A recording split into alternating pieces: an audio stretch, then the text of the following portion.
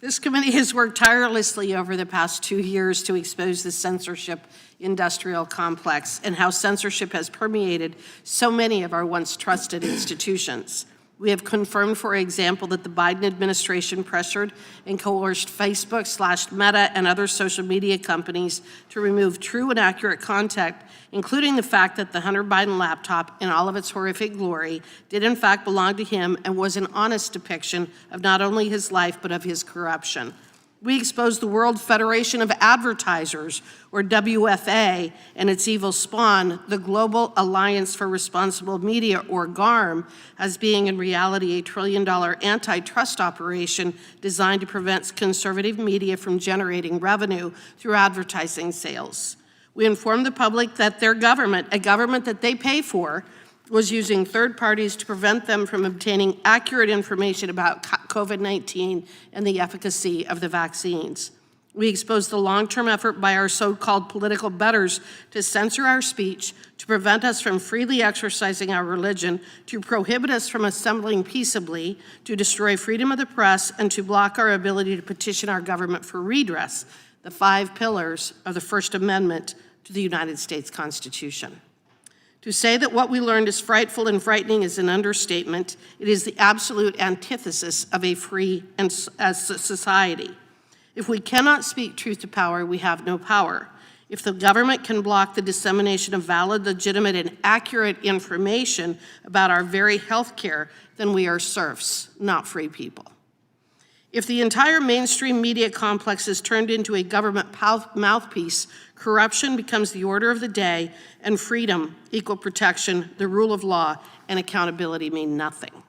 There were numerous people who helped expose this scandal, including several on this panel today, and the American people thank you. Your willingness to take on the censorship industrial complex is admirable, and it is not hyperbole to say that you had a hand in saving our republic. We also learned that this censorship apparatus was not limited to just a few federal employees, but was a whole of government approach that was launched to protect the Bidens, Fauci, Mayorkas, and others, while targeting Trump supporters and the disfavored. And here we are, the dust has largely settled, and we have wrested control away from would-be dictators. Pulled back the curtains and turned the sunlight on to disinfect the dark, dank corners of Washington, D.C. Yet I am not aware of anyone who created this censorship infrastructure being held accountable for the last almost 10 years of relentless, well-funded, and well-orchestrated attempt to nullify the First Amendment. Here is my question.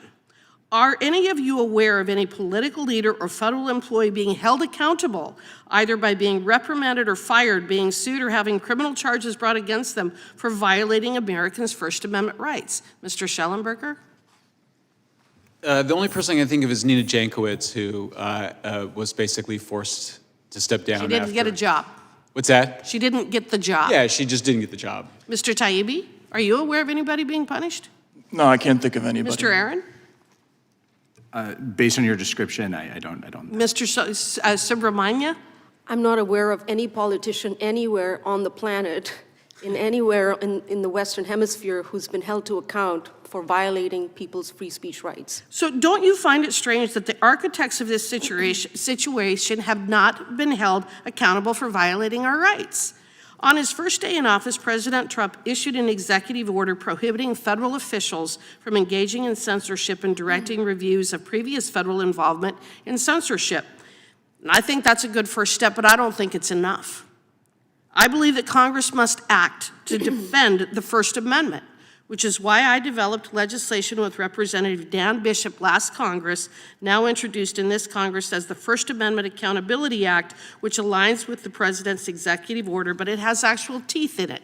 And what my Accountability Act says, that it creates a federal version of 42 U.S.C. Section 1983, a civil rights statute, and it says that should a federal employee deprive any person of their First Amendment rights, the employee shall be held liable to that person for damages, a suit in equity, or other proper proceeding for redress, including the award of attorney's fees. Will the gentleman yield for a friendly question? No, I will not. For a friendly question? No, Mr. Aaron, do you believe that an individual employed by President Trump in the White House should be able to violate your First Amendment rights to censor your speech? Yes or no?